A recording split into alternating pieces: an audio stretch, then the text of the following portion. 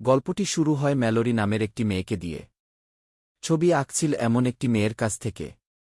হয় ম্যালরি গর্ভবতী এবং মাত্র কয়েকদিন বাকি। তার সন্তানের জন্ম আরও পরে হতে চলেছে। শুধুমাত্র তখনই তার বোন জেসিকা এসে ম্যালোরিকে বলে, আশা করি তুমি টিভিতে খবরটা দেখেছ। খবরে কিছু অদ্ভুত খবর দেখানো হয়েছে। যখন ম্যালরি খবরটি দেখে দেখা যাচ্ছে যে রাশিয়ায় এমন একটি রোগ রয়েছে। এটি এমনভাবে ছড়িয়ে পড়েছে যে মানুষ তার মনের উপর নিয়ন্ত্রণ হারিয়ে ফেলেছে। নিয়ন্ত্রণ হারায় এবং এই রোগ যখন একজন সংক্রামিত ব্যক্তি নিজের জীবন নেয়, এটা আমাকে জোর করে। প্রতিবেদক বলেন যে কেউ এখনও নিশ্চিতভাবে জানে না সেটা রোগ হোক বা ভাইরাস। বাস মানুষ হঠাৎ কিছু দেখার পর বিভ্রান্ত হয়ে পড়ে। নিয়ন্ত্রণ হারিয়ে সে নির্মমভাবে নিজের জীবন নিয়ে নিত। হয় সংবাদে জানা গেছে যে এই রোগটি লক্ষ লক্ষ মানুষের মধ্যে ছড়িয়ে পড়েছে এবং এখন এই রোগ রাশিয়া থেকে অন্যান্য দেশেও ছড়িয়ে পড়েছে। এটি ছড়িয়ে পড়ছে, কিন্তু ম্যালরি এই খবরটা নেয়নি। তাকে উপেক্ষা করে জেসিকার সাথে তার চিন্তাভাবনা ভাগ করে নেওয়া। গর্ভাবস্থার পরীক্ষার জন্য হাসপাতালে গিয়েছিলাম। সে যায়। সেখানে ডাক্তার তাকে সুসংবাদ দেন, বাচ্চাটা ভালো আছে এবং শীঘ্রই ফিরে আসবে। সে মা হতে চলেছে। ম্যালরি এটা শুনে খুশি। সে যায় এবং বাড়ি ফিরতে শুরু করে। কিন্তু হাসপাতাল থেকে বের হওয়ার সময় ম্যালরি একজনকে দেখতে পেলেন। যে মেয়ে জোরে মাথা নাড়ে তার উপর পড়ে। সে সামনের কাজ দিয়ে আমাকে আঘাত করছে।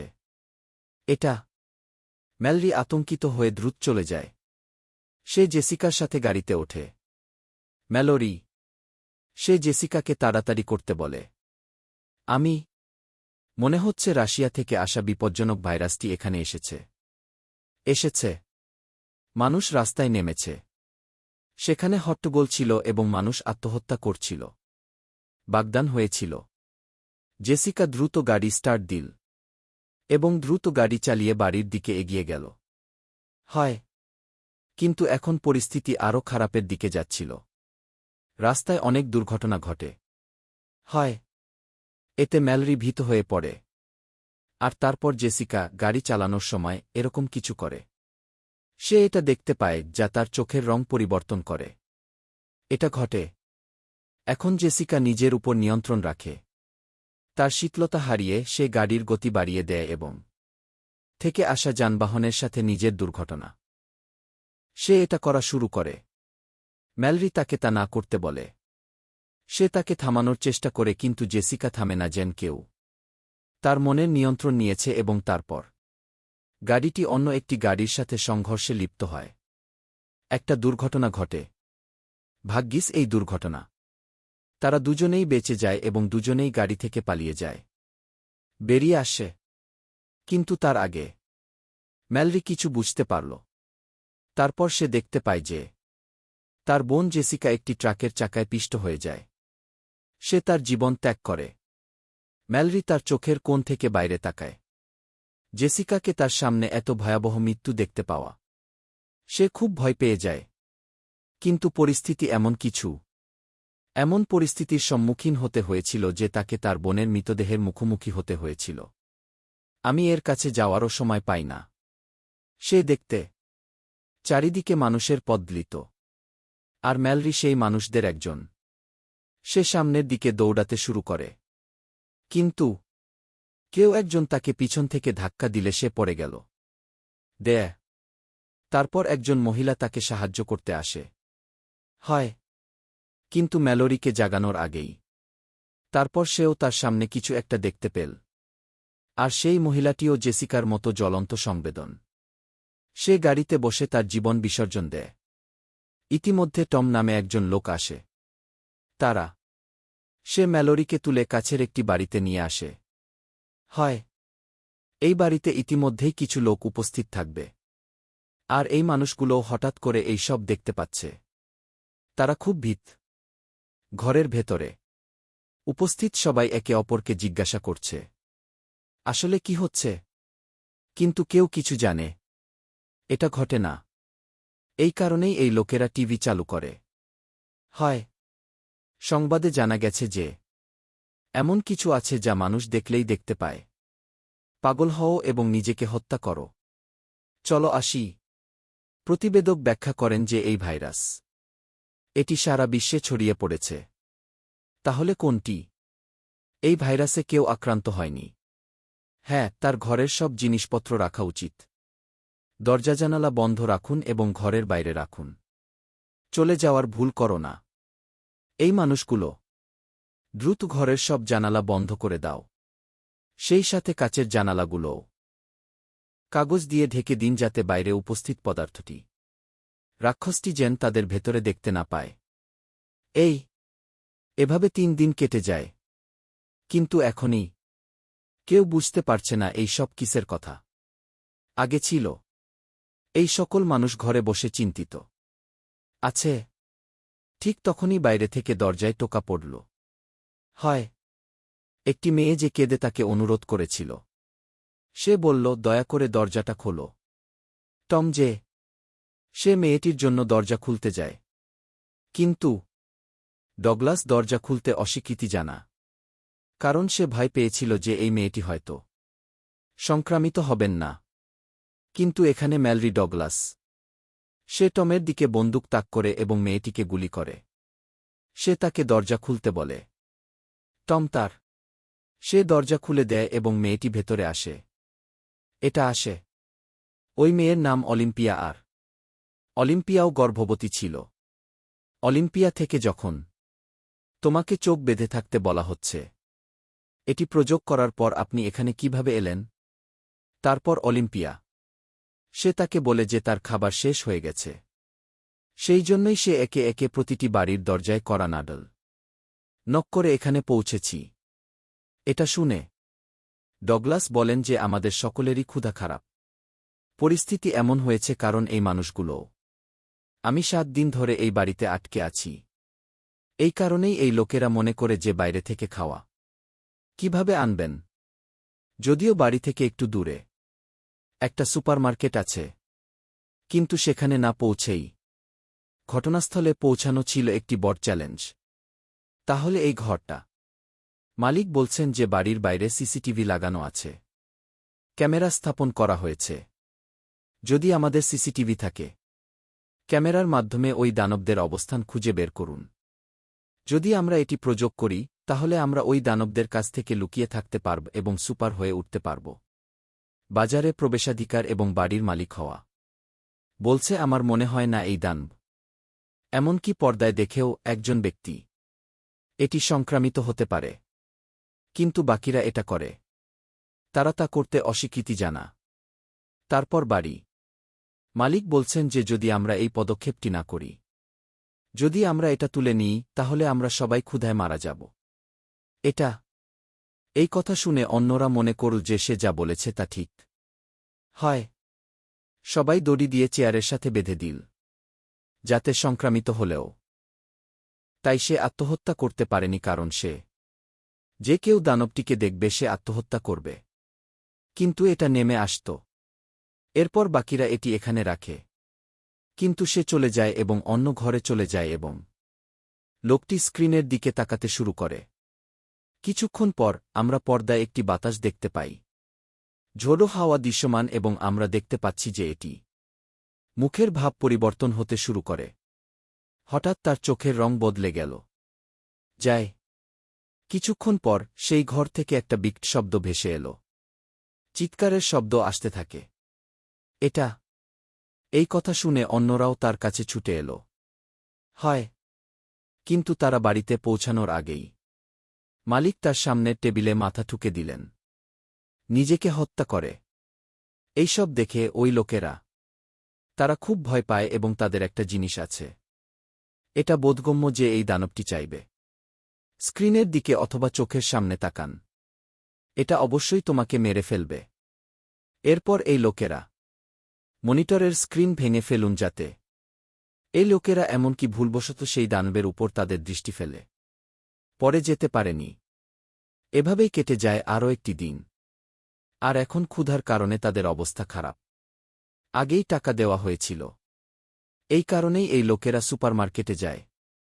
চলো আরেকটা প্ল্যান করি যাওয়ার। টম। তিনি বলেন যে আমরা গাড়ির অবস্থান জানতে জিপিএস ব্যবহার করতে পারি। এর মাধ্যমে আমরা সেই বাজারে পৌঁছাব। যার পরে এই লোকেরা গাড়ির জানালা রং দিয়ে ঢেকে দেয়, যাতে এই মানুষগুলো বাইরের দৃশ্য দেখতে না পারে, আর বাইরে থেকে কেউ তাদের ভেতরে দেখতে পাবে না পারে। এরপর জিপিএসের সাহায্যে ৫ জন গাড়ি থেকে নেমে আস্তে আস্তে জিপিএসের সাহায্যে সামনের রাস্তা না দেখেই চলো এগিয়ে যাই। এখানে আমরা দেখতে পাচ্ছি যে সমগ্র শহরটি জনশূন্য হয়ে পড়েছে। চারদিকে রাস্তা, এটি মৃতদেহে ভরা। আরও একটু এগিয়ে যাও। গাড়িটি পরে প্রচণ্ড কম্পন শুরু করে। হয় গাড়ির সেন্সরগুলি শনাক্ত করে যে গাড়িটি ওই দানবদের দ্বারা বেষ্টিত। হয় কিন্তু টম হাল ছাড়ে না এবং গাড়ি চালা এগিয়ে যায় এবং কোনোভাবে এই লোকেরা দোকানে পৌঁছাও। এই মানুষগুলো কোথায়? চোখ বেঁধে গাড়ি থেকে নামা এবং দোকানের ভেতরে পৌঁছান। ভেতরে আসার পর এই লোকেরা প্রথমে জানালা এবং দরজা পরিষ্কার করে এবং তারপর এই মানুষগুলো তাদের চোখ দিয়ে ব্যান্ডেজগুলো খুলে ফেল। দোকানে খাবার, পানীয় এবং সমস্ত প্রয়োজনীয় জিনিসপত্র পাওয়া যায়। এটা দেখে তারা সবাই খুব খুশি হল এবং প্রতিটি ব্যক্তির যতটা সম্ভব রেশন পাওয়া উচিত সে এটা সংগ্রহ করে। এখানে আমরা ম্যালরি এবং টমের সাথে আছি, যারা একে অপরের সাথে কথা বলছে। আছে টম একজন ভালো মানুষ ছিল এবং টম সে ম্যালরির জীবনও বাঁচিয়েছিল। তাদের কথা এ থেকে আমরা জানতে পারি যে এগুলো ভালো লাগতে শুরু করেছে। এরপর তারা দুজনেই আপনার নিজের জন্য প্রয়োজনীয় জিনিসগুলি খুঁজতে শুরু করুন। হয় খাঁচায় ম্যালরি ৩ পাখি। সে সেগুলো খুঁজে বের করে এবং নিজের কাছে রাখে। আর তখনই কেউ দোকানের দরজায় কড়া নাড়ে। কিন্তু এই লোকেরা সেই লোকটির জন্য ভীত ছিল। দরজা খোলে না। তারপর লোকটি কাঁদতে শুরু করল। আমি আপনাকে দরজাটি খুলতে অনুরোধ করছি। ২ এখন এই মানুষগুলোও সেই লোকটির জন্য করুণা বোধ করে এবং তারা ভীত ছিল যে এই লোকটি হয়তো সংক্রামিত হবেন না। তাহলে এই লোকেরা ইতিমধ্যেই লোকটির জন্য প্রস্তুত দরজায় দাঁড়িয়ে, যাতে যদি তাদের সেই লোকটির উপর সামান্যতম সন্দেহ থাকে। যদি আপনার সন্দেহ হয় যে এটি সংক্রামিত, তাহলে এটিকে মেরে ফেলুন। দেবে। দরজা খোলার সাথে সাথে এই লোকেরা তার কাছে এসেছিল। যখন তারা এটি খুলবে, তখন লোকটি জোর করে ভেতরে ঢুকতে শুরু করবে এবং বলে যে এই দানবটি খুবই সে সুন্দরী। তোমাদের সকলের এটা দেখা উচিত। এই কথা শুনে এই লোকেরা বুঝতে পারে যে এই লোকটি সংক্রামিত হয়। এখন তাদের কাছে সেই লোকটি আছে। বের হওয়ার কোনো উপায় ছিল না। তাই চার্লি সবাইকে বাঁচাতে সেই লোকটির কাছে যায়। জোর করে ধাক্কা দিয়ে বের করে দেয়, আর সে নিজেই তার সাথে বাইরে যায়। বাইরের লোকটা চার্লিকে খুব মারধর করে এবং চার্লি তার সহকর্মীদের জীবন উৎসর্গ করে। সে তাকে বাঁচাতে নিজের জীবন দিয়েছে। ম্যালরি এখানে। সে লক্ষ্য করে কখন ওই দানবগুলো কাছে থাকে। পাখিরা শব্দ করতে শুরু করে, আর এখন এই পাখিরা তাদের জন্য একটা বিরাট সহায়তা হবে। তারপর বাকি ৪ জন রেশন নিয়ে ফিরে আসত এবং তারা সকলেই চার্লির মৃত্যুতে গভীরভাবে শোকাহত ছিল। এখন রাত নেমে আসে এবং আমরা দেখতে পাই সবাই যার যার ঘরে চলে গেছে এবং ঠিক তখনই বাইরের দরজায় কেউ টোকা দেয়। যখন অলিম্পিয়া দরজার বাইরে থেকে জানতে পারে যে কিন্তু যদি কেউ থাকে, তাহলে সে চিন্তা না করেই সেই লোকটিকে আক্রমণ করবে। ঘরের ভেতরে নিয়ে আসে। কিন্তু তারপর ম্যালরি সে তাকে দেখতে পায় এবং বন্দুক দিয়ে গুলি করার চেষ্টা করে। সে হুমকি দেয়। পরিবারের বাকি সদস্যরাও এখানে আছেন। তারা তাদের ঘর থেকে বেরিয়ে আসে এবং একজন অপরিচিত ব্যক্তি এই লোকেরা লোকটিকে দেখে ভয় পায় এবং সে অলিম্পিয়াকে চিৎকার করতে শুরু করে যে তুমি এটা করেছ। তুমি লোকটাকে কেন এনেছ? অলিম্পিয়া বলে যে আমি একা বাইরে ছিলাম। আমি জানি বাইরে একা থাকা কত কঠিন। এই কারণেই এই লোকটির জন্য আমার করুণা হল এবং আমি তাকে বাঁচিয়েছি।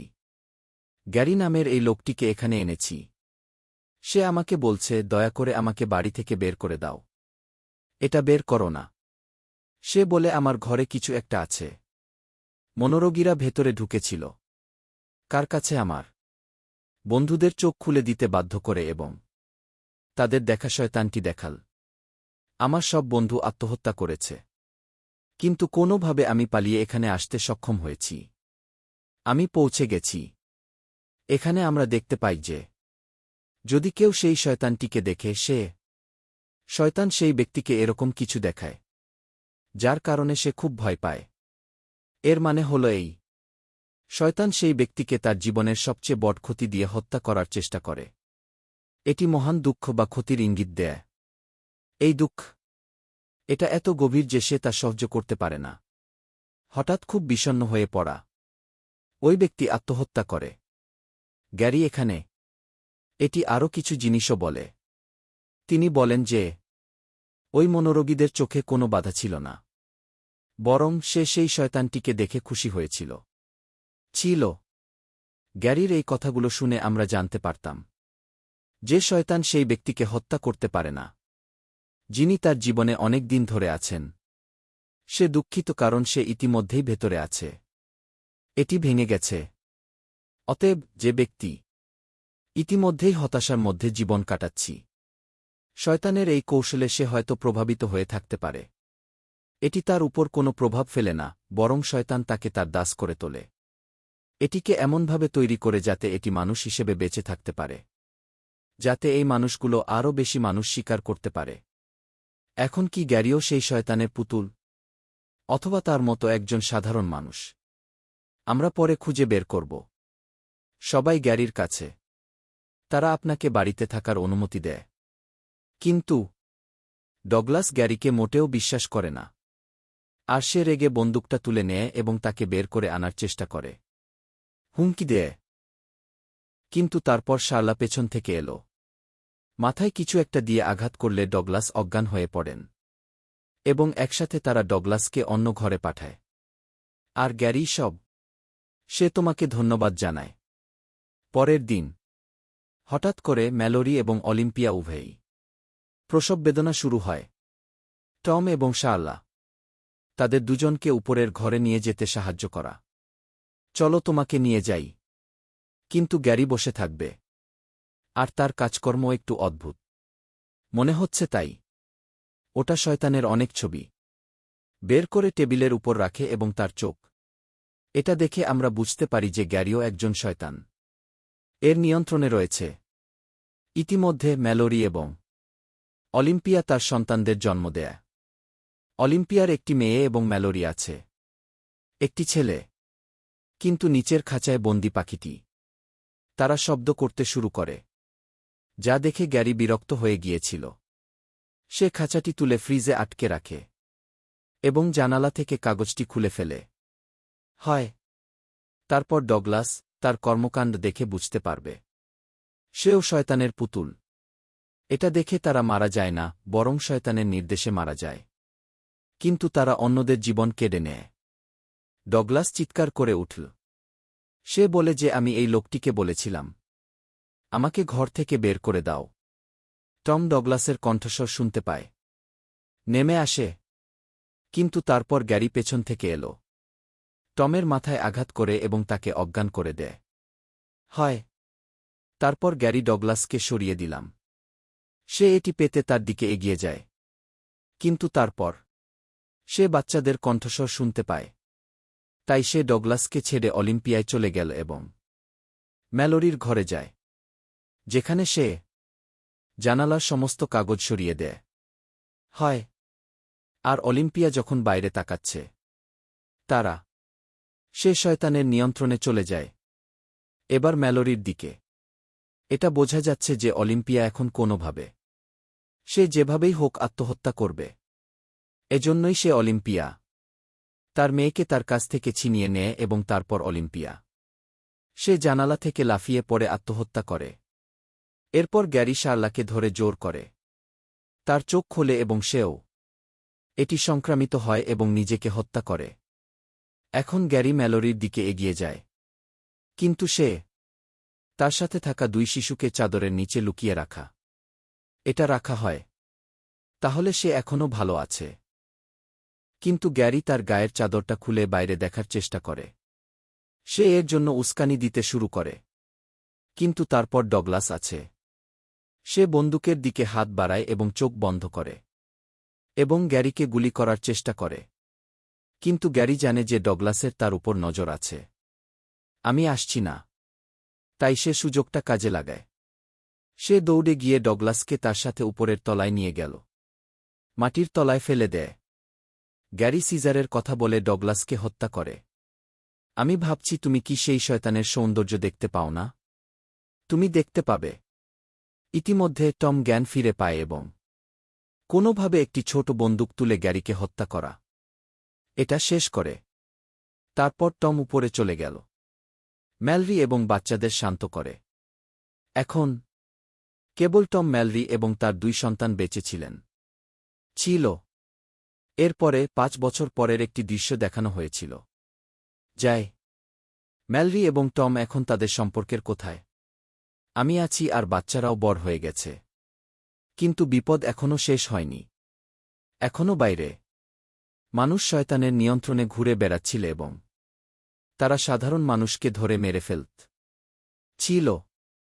এই লোকেরা গত 5 বছর ধরে এটা করে আসছে। নীরবে জীবন কাটানো। ম্যালোরি বলল, এই কঠিন পরিস্থিতিতে শিশুদের বেঁচে থাকতে সাহায্য করা। আমাকে এটা করার সব পদ্ধতি শেখানো হয়েছিল। এখানে তুমি। মানুষ নিশ্চয়ই জেনে গেছে যে ছেলেটি সে ম্যালোরির নিজের ছেলে।